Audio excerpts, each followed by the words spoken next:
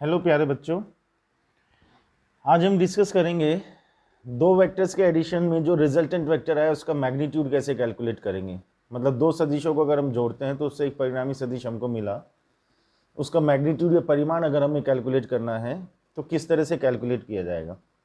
Start करने से पहले एक चीज़ बता देता हूँ बेटा मैं कि ये जो एक्सप्रेशन हमको मिलने वाला है रिजल्टेंट वेक्टर के मैग्नीट्यूड का, मतलब परिणामी सदिश के परिमाण का जो एक्सप्रेशन हमको मिलने वाला है, ये बहुत ही मतलब ज़्यादा इम्पोर्टेंट एक्सप्रेशन है। मैं कहूँगा कि वेक्टर में आप जितनी भी चीज़ें पढ़ेंगे, जितनी भी चीज़ें आप डिस्कस करेंगे या जितनी भी आप कर चुके हैं, सबसे इम्पोर्टेंट ये एक्सप्रेशन है, क्योंकि ये हर चैप्टर में आपके काम आने वाली चीज़ है और इससे रिलेटेड क्वेश्चंस भी हमको कॉम्पिटिटिव एग्जामिनेशंस में मिलते हैं। तो हम डिस्कस ये करेंगे कि रिजल्टेंट वेक्टर का मैग्नीट्यूड मतलब परिणामी सदिश का परिमाण कैलकुलेट कैसे किया जाता है। ठीक है, एक बेसिक आइडिया मैं आपको दूंगा कि किस तरीके का बेसिक क्वेश्चन बनता है। मान लो हमारा एक वेक्टर है ए वेक्टर, दूसरा हो गया हमारा ये बी वेक्टर। ठीक है, दूसरा हमने बनाया ये बी वेक्टर, और मान लो कि इनका जो रिजल्टेंट वेक्टर है वो है आर वेक्टर। ठीक, अब क्वेश्चन हमें किस तरीके से मिलेगा। बेसिक क्वेश्चन की मैं बात करूं तो हमें ए वेक्टर का मैग्नीट्यूड मतलब ए वेक्टर का परिमाण मतलब इस तीर की लंबाई मिलेगी, बी का मैग्नीट्यूड मिलेगा मतलब इस तीर की लंबाई मिलेगी, परिमाण मिलेगा, और दोनों के बीच का एंगल मिलेगा। तो इंफॉर्मेशन के नाम पर हमें तीन चीज मिलेगी, मोड ए मिलेगा, ठीक है, हमको मोड बी मिलेगा और थीटा मिलेगा, और हमको मोड आर मतलब आर का मैग्नीट्यूड कैलकुलेट करना होगा। अब इसमें सबसे इंपॉर्टेंट चीज है बेटा थीटा को डिसाइड करना। हम ए का मैग्नीट्यूड और बी का मैग्नीट्यूड मतलब दोनों के परिमाण का मीनिंग तो समझ रहे हैं कि ए के मैग्नीट्यूड का मतलब हो गया ये वाला जो एरो है इसकी लेंथ, इस तीर की लंबाई, बी के मैग्नीट्यूड का मतलब हो गया इस तीर की लंबाई। थीटा एक्चुअल में क्या है, ए और बी के बीच में एंगल। तो यहां पर हमारे पास में दो ऑप्शन है, मिस्टेक होने के चांसेस यहीं पर है। ए और बी के बीच में ये एंगल थीटा होगा, अंदर वाला एंगल थीटा नहीं होगा। अब इसके पीछे का जो लॉजिक है वो मैं आपको समझाता हूं। बुक्स में इस चीज का एक्सप्लेनेशन आपको प्रॉपर तरीके से मिलेगा नहीं कि कैसे हम दो वेक्टर्स के बीच में एंगल को डिसाइड करते हैं। एक बेसिक कॉन्सेप्ट है बेटा कि जैसे मान लो एक वेक्टर ये है और एक वेक्टर ये है, हमने कहा दोनों के बीच में एंगल थीटा को शो करना है। तो उनका जो मीटिंग पॉइंट है जहां पर वो दोनों वेक्टर्स मिल रहे हैं, उस मीटिंग पॉइंट पर आप कंफर्म करो या तो दोनों के हेड होने चाहिए या दोनों के टेल होने चाहिए। अगर ऐसी सिचुएशन बने कि वहां पर एक वेक्टर का हेड है और दूसरे वेक्टर का टेल है, तो अभी आप एंगल को डिसाइड करने की बात मत करो। जैसे हमारे एग्जांपल में ये हमारा ए वेक्टर, ये हमारा बी वेक्टर, तो यहां इस पॉइंट पर ए का तो हेड है, बी का टेल है, तो अभी हम थीटा को डिसाइड नहीं करें। इन दैट केस हम कुछ अरेंजमेंट इस तरीके से करें, कुछ इस प्रकार से व्यवस्था करें कि या तो वहां पर दोनों के हेड आ जाएं या फिर दोनों के टेल आ जाएं। ठीक है, तो हम क्या ऐसा कर सकते हैं कि ये जो हमारा ए वेक्टर है इसको टेम्पररी बेसिस पर मतलब थोड़ी देर के लिए हम ऐसे आगे की तरफ शिफ्ट कर दें ए वेक्टर को। ना तो हमने उसका डायरेक्शन चेंज किया, ना हमने उसका मैग्नीट्यूड चेंज किया, बस यहां से शिफ्ट करके उसको यहां पर ले गए, हम शिफ्ट किया है। अब अगर चेक करें तो यहां इस पॉइंट पर ए का भी टेल है और बी का भी टेल है। अब जो एंगल बेटा हमें दोनों वेक्टर्स के बीच में दिखाई देगा उसी को हम थीटा कहेंगे। ठीक, ध्यान से सुनने वाले बच्चे के दिमाग में एक क्वेश्चन आता है कि सर आपने ए को शिफ्ट किया है, आपने कैसे डिसाइड किया कि सर ए को शिफ्ट किया जाए, बी को भी तो शिफ्ट किया जा सकता था। आप बी को भी शिफ्ट करके देख सकते हैं, बट थोड़ा सा कॉमन सेंस लेकर के चलना। आपने ए को एज इट इज रखा मतलब यहाँ पर हेड है, तो अब आपको बी को कुछ इस तरीके से शिफ्ट करना है कि यहाँ पर बी का भी हेड आए। तो आप बी को कुछ आगे खिसकाएंगे या बी को कुछ पीछे खिसकाएंगे, बी को कुछ पीछे खिसका देंगे और यहाँ पर ले आएंगे। अब अगर चेक करेंगे तो कुछ इस तरह की सिचुएशन हो गई है कि ये ए वेक्टर है, ये हमारा बी वेक्टर है। चेक करो यहाँ पर दोनों के अब हेड हैं, तो दोनों के बीच में ये एंगल थीटा होगा। ठीक, यहाँ कोई कंफ्यूजन हमको नहीं होना चाहिए। अगर मैं ए को आगे शिफ्ट कर रहा हूँ तो इस एंगल को थीटा बोल रहा हूँ, बी को अगर मैं पीछे शिफ्ट कर रहा हूँ तो मैं इस एंगल को थीटा बोल रहा हूँ। One and the same thing, एक ही तो बात है भाई। हमने ए को आगे शिफ्ट कर लिया था, बी इधर की तरफ था, तो ये हमारा ए वेक्टर हुआ था, ये बी वेक्टर हुआ था, और इस एंगल को हमने थीटा कहा था। अब हमने बी को पीछे की तरफ शिफ्ट कर लिया तो इसको थीटा कह दिया, तो दोनों एंगल सेम ही तो आएंगे, तो हम इसको भी थीटा कह सकते हैं और इसको भी थीटा कह सकते हैं, एक ही बात है। हमको ऐसा नहीं करना बेटा कि ए को भी शिफ्ट कर दिया और बी को भी शिफ्ट कर दिया, क्योंकि दोनों को अगर शिफ्ट कर देंगे तो वही सिचुएशन बन जाएगी जो स्टार्टिंग में थी। एक और एग्जांपल ले लेते हैं, क्योंकि एंगल डिसाइड करना प्रॉपरली आना चाहिए। मान लो ए वेक्टर इधर है और बी वेक्टर इधर है, अब हम चेक करें तो यहाँ मीटिंग पॉइंट पर दोनों के टेल है, इसका मतलब अब दोनों के बीच में ये दिख रहा है ये एंगल। अब किसी भी वेक्टर को शिफ्ट करने की जरूरत नहीं है, there is no requirement to shift any vector, क्योंकि यहाँ पर दोनों का टेल आ रहा है, तो जो एंगल हमको दिख रहा है उसको हमने थीटा कह दिया।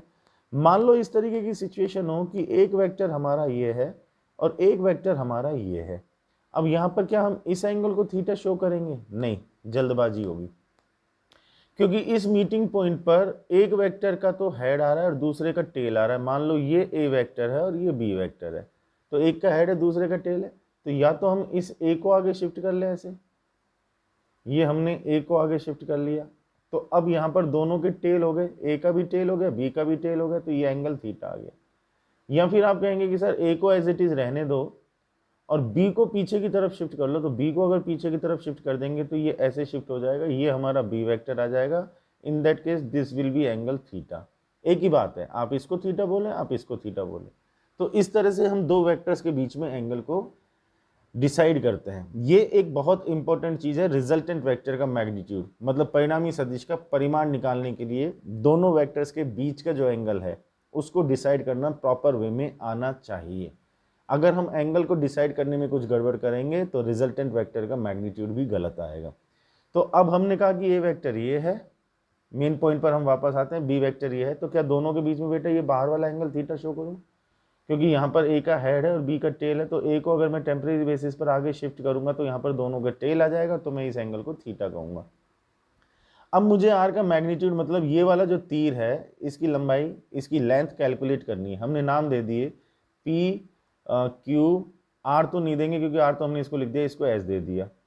हमने एक काम किया, आर को कैलकुलेट करने के लिए यहाँ से एक परपेंडिकुलर ड्रॉ किया, एक नॉर्मल ड्रॉ किया, एक लंब डाल दिया इस लाइन पर। सो परपेंडिकुलर का मतलब ये वाला एंगल हमारा 90 डिग्री हुआ, इसको हमने टी पॉइंट मान लिया। अभी इसका यूज हमको समझ में आ जाएगा कि परपेंडिकुलर ड्रॉ करने से क्या फायदा हुआ, लंब डालने से हमको क्या फायदा हुआ।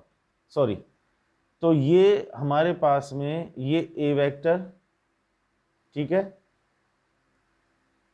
ये हमारे पास में ए वेक्टर, ये हमारे पास में बी वेक्टर, एक बार वापस से ड्रॉ कर लेते हैं, और ये हमारे पास में आर वेक्टर। ठीक, यहां हमने इसको इस तरह से एक्सटेंड किया, यहां से हमने एक परपेंडिकुलर नॉर्मल मतलब लंब डाल दिया, ये एंगल हमारा 90 हुआ, पॉइंट्स के नाम हो गए पी क्यू एस टी। ठीक है, अब हमें ए का मैग्नीट्यूड मिलेगा, बी का मैग्नीट्यूड मिलेगा, दोनों के बीच का ये एंगल थीटा मिलेगा, तो हमको आर का मैग्नीट्यूड मतलब आर का परिमाण मतलब पी एस कैलकुलेट करना है। तो परपेंडिकुलर ड्रॉ करने से, लंब डालने से हमको फायदा क्या हुआ, ध्यान से देखें तो हमारे पास में दो राइट एंगल ट्राइंगल आ गए, दो समकोण त्रिभुज, एक बड़ा वाला पी टी एस और एक छोटा वाला आ गया क्यू टी एस। तो समकोण त्रिभुज या राइट एंगल ट्राइंगल आने से हम पाइथागोरस थ्योरम इजीली अप्लाई कर सकते हैं। Sine theta, cos theta, tan theta, ये सारी वैल्यूज इजीली कैलकुलेट कर सकते हैं। ठीक है, तो सबसे पहले हमने ट्राइंगल लिया, कौन सा, पूरा डेरिवेशन समझा रहा हूं बेटा, इसको ध्यान से समझना। सबसे पहले हमने ट्राइंगल लिया है पी टी एस, इसमें अगर हम पाइथागोरस अप्लाई करेंगे तो P S square equals to P T square plus S T square. ठीक है, तो हम कह सकते हैं कि P S square equals to P T को मैंने कहा P Q plus Q T. आप इस डायग्राम में चेक करते हुए चलना, क्या हम पी टी को P Q plus Q T कह सकते हैं, का स्क्वायर आया और प्लस में ये आ गया एस टी का स्क्वायर। क्लियर है यहाँ तक की बात? तो इसको हमने सॉल्व किया तो ये आया P S square equals to P Q का स्क्वायर प्लस में क्यू टी का स्क्वायर प्लस में 2 पी क्यू क्यू टी और प्लस में S T square. This is our equation number 1। अब हम छोटा वाला राइट एंगल ट्राइंगल या समकोण त्रिभुज ले लेते हैं जिसका नाम है क्यू टी एस, वहाँ पर अगर हम पाइथागोरस अप्लाई करें तो Q S square equals to Q T square plus S T square, this is our equation number 2। Is that clear? यहाँ तक की बात हमको अच्छी तरह से क्लियर है। फर्स्ट और सेकंड इक्वेशन को बेटा अगर हम कंपेयर करें तो ये जो फर्स्ट इक्वेशन में Q T square plus S T square है, क्या हम सेकंड इक्वेशन से Q T square plus S T square को क्यू एस स्क्वायर लिख सकते हैं? तो जरा देखना ध्यान से, ये इक्वेशन क्या बन जाएगा, P S square equals to P Q square plus Q S square, ये बन जाएगा Q S square plus 2 P Q and Q T. ठीक, और अगर हम इसको सिंप्लीफाई करें तो ये आ जाएगा P S square equals to P Q square plus Q S square plus 2 P Q. हमें ए बी और थीटा की फॉर्म में चाहिए, तो ये जो क्यू टी है, इस ट्राइंगल को देखेंगे हम क्यू टी एस को, तो क्या हम इस ट्राइंगल से ऐसा लिख सकते हैं कि Q T upon Q S equals to cos theta. देखो इस वाले समकोण त्रिभुज को क्यू टी एस को आधार अपॉन कर्ण equals to cos theta, base upon hypotenuse equals to cos theta, तो Q T equals to Q S cos theta. Q two की ये वैल्यू हम अगर यहाँ पर पुट करें तो हम ऐसा लिख सकते हैं क्यू एस कॉस थीटा। ठीक है, अब चेक करो बेटा ट्राइंगल से, पी एस क्या है, पी एस आर है, तो ये हो गया R square equals to P Q क्या है, वेक्टर नहीं लगेगा, ये सब मैग्नीट्यूड है, ये परिमाण चल रहे हैं सब, तो पी क्यू क्या होगा, पी क्यू हो गया ए का मैग्नीट्यूड मतलब ए, उसका स्क्वायर, क्यू एस का मतलब हो गया बी का स्क्वायर प्लस 2 पी क्यू का मतलब ए, क्यू एस का मतलब बी, और साथ में आ गया कॉस थीटा। ठीक है, यहाँ अगर हम रूट लेंगे तो क्या R equals to A square plus B square plus 2ab cos theta under the root, ये आएगा क्या बच्चों?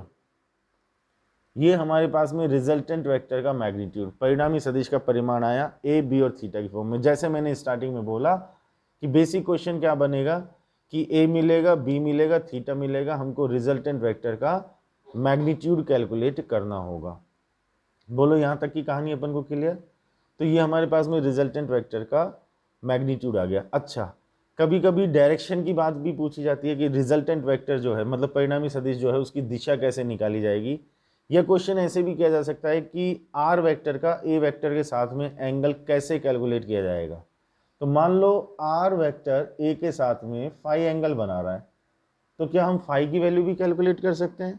देखें एक बार ध्यान से, हमने ये बड़ा वाला राइट एंगल ट्राइंगल लिया, कौन सा, पी टी एस, तो यहाँ से अगर हम tan फाई लिखें तो tan फाई क्या आएगा, परपेंडिकुलर अपॉन बेस, मतलब लंब अपॉन आधार, तो हम लिखेंगे एस टी अपॉन में P T and that is equals to S T upon में पी टी को क्या लिखा, P Q plus Q T, so tan phi equals to, अब छोटा वाला राइट एंगल ट्राइंगल समकोण त्रिभुज लेते हैं क्यू टी एस, यहां से अगर हम देखें तो क्या S T upon Q S equals to sine theta है, मतलब मैं क्या एस टी को क्यू एस साइन थीटा लिख सकता हूं, एस टी को क्यू एस साइन थीटा, और क्यू टी को तो हम पहले ही नोट कर चुके हैं यहाँ पर क्यू एस कॉस थीटा।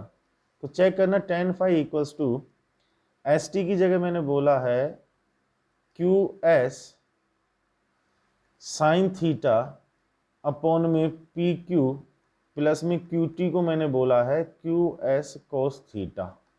ठीक, क्यू एस का मतलब हो गया बी, तो ये आ गया बी साइन थीटा अपॉन में पी क्यू का मतलब हो गया ए, और प्लस में आ गया है B cos theta. Finally tan phi equals to B sine theta upon A plus B cos theta. Is that clear?